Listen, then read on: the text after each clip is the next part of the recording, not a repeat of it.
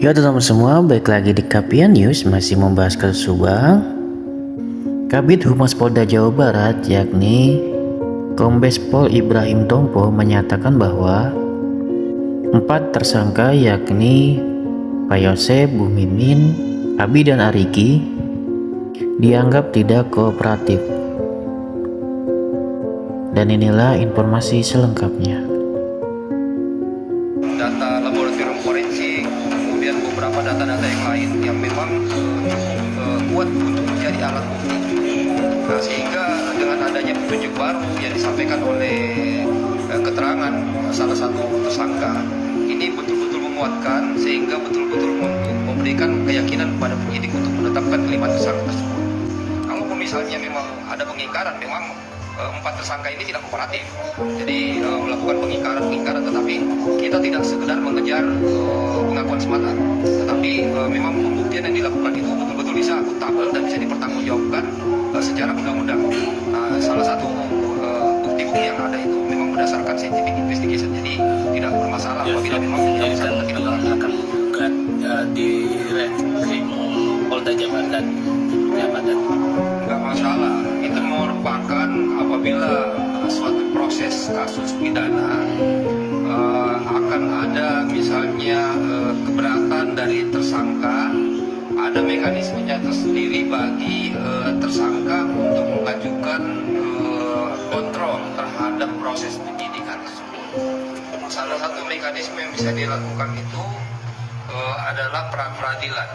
Nah, pra-peradilan ini kan mekanismenya akan dihadapkan di pengadilan nanti ya, dengan pra. Tetapi itu juga sudah ada mekanisme yang akan dilalui dan kita juga tidak masalah karena juga memang itu merupakan mekanisme undang-undang. Kita insya Allah tetap akan melalui proses itu dan mengenai data-data yang tidak akan ada masalah. Dari hasil prarekonstruksi kemarin kan sudah kelihatan belum kira-kira motif dari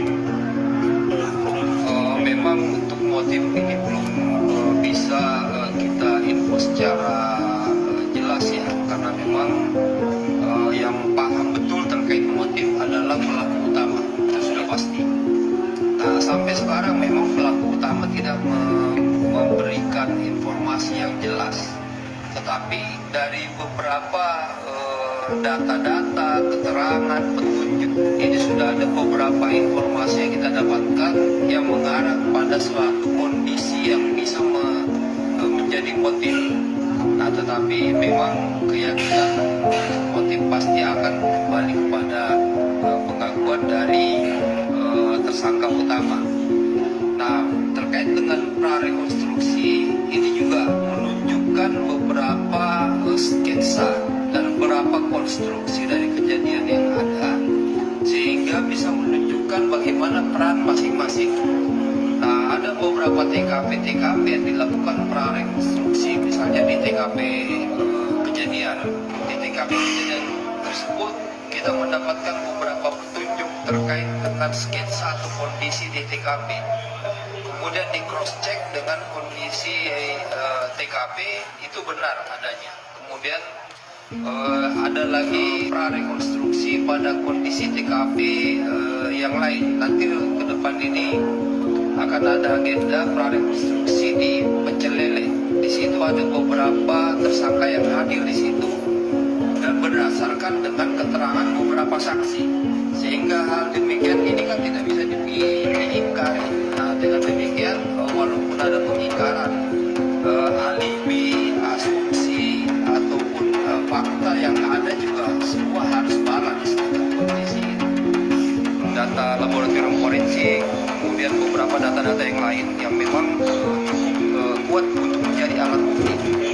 Nah, sehingga dengan adanya petunjuk baru yang kasus Subang terus bergulir. Tim pengacara Yosef Hidayat CS bakal mengajukan pra-peradilan terkait penetapan tersangka kliennya oleh penyidik Polda Jabar. Tim pengacara Yosef CS bersikeras kliennya tak bersalah dalam kasus pembunuhan Tuti Suartini dan Amalia Mustika Ratu di Jalan Cagak Subang 2 tahun lalu. Fajar juga mempertanyakan penetapan tersangka lainnya seperti Mimin dan kedua anaknya. Menurut Menurut Fajar, penetapan tersangka tak berdasar karena hanya atas pengakuan sepihak tersangka Danu. Menurut Fajar, penyidik Polda Jabar belum mampu menunjukkan minimalnya 2 alat bukti yang kuat untuk menetapkan tersangka kepada 4 klien kami. Fajar juga menegaskan bahwa hasil prarekonstruksi banyak yang tidak sesuai dengan keterangan Danu. Direktur Reserse Kriminal Umum Polda Jabar, Kombes Surawan, mempersilakan tim kuasa hukum para tersangka untuk melakukan pra-peradilan, namun Surawan menegaskan dirinya atau tim penyidik sudah punya alat bukti yang kuat dalam menetapkan Yosef CS sebagai tersangka kasus pembunuhan yang menewaskan istri dan anaknya tersebut. Penyelidikan kasus pembunuhan ibu dan anak di Jalan Cagak Subang saat ini sudah dalam proses menuju rekonstruksi yang rencananya akan digelar pada minggu depan atau minggu ketiga di bulan November 2023. Sampaikan oleh keterangan salah satu tersangka ini betul-betul menguatkan sehingga betul-betul memberikan keyakinan kepada penyidik untuk menetapkan kelima tersangka tersebut. Kalaupun misalnya memang ada pengingkaran, memang 4 tersangka ini tidak kooperatif, jadi melakukan pengingkaran, tetapi kita tidak sekedar mengejar pengakuan semata, tetapi memang pembuktian yang dilakukan itu betul-betul bisa akuntabel dan bisa dipertanggungjawabkan secara undang-undang. Salah satu bukti-bukti yang ada itu memang berdasarkan scientific investigation, jadi tidak bermasalah apabila memang yang bersangkutan tidak mengaku. Yosef sendiri kan bilang akan menggugat di Reskrim Polda Jabar.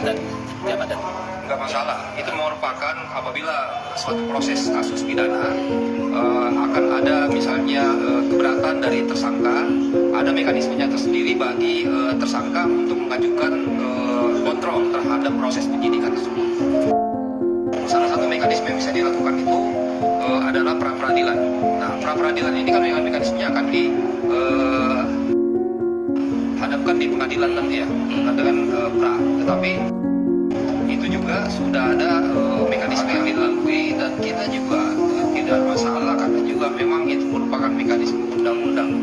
Kita insya Allah tetap akan melalui proses itu dan mengenai data-data yang tidak akan ada masalah. Dan dari hasil prarekonstruksi kemarin kan udah kelihatan belum kira-kira motif dari memang untuk motif ini belum bisa kita info secara jelas ya, karena memang yang paham betul terkait motif adalah pelaku utama, itu sudah pasti. Nah, sampai sekarang memang pelaku utama tidak memberikan informasi yang jelas, tetapi dari beberapa data-data, keterangan, petunjuk, ini sudah ada beberapa informasi yang kita dapatkan yang mengarah pada suatu kondisi yang bisa menjadi motif. Nah, tetapi memang keyakinan motif pasti akan kembali kepada pengakuan dari tersangka utama. Nah, terkait dengan prarekonstruksi ini juga menunjukkan beberapa sketsa dan beberapa konstruksi dari kejadian yang ada, sehingga bisa menunjukkan bagaimana peran masing-masing. Nah, ada beberapa TKP yang dilakukan prarekonstruksi, misalnya di TKP kejadian.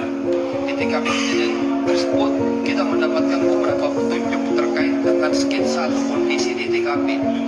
Kemudian di cross check dengan kondisi TKP itu benar adanya. Kemudian ada lagi prarekonstruksi pada kondisi TKP yang lain. Nanti ke depan ini akan ada agenda prarekonstruksi di Pecel Lele. Di situ ada beberapa tersangka yang hadir di situ dan berdasarkan dengan keterangan beberapa saksi, sehingga hal demikian ini kan tidak bisa diingkari. Nah, dengan demikian walaupun ada pengingkaran alibi, asumsi ataupun fakta yang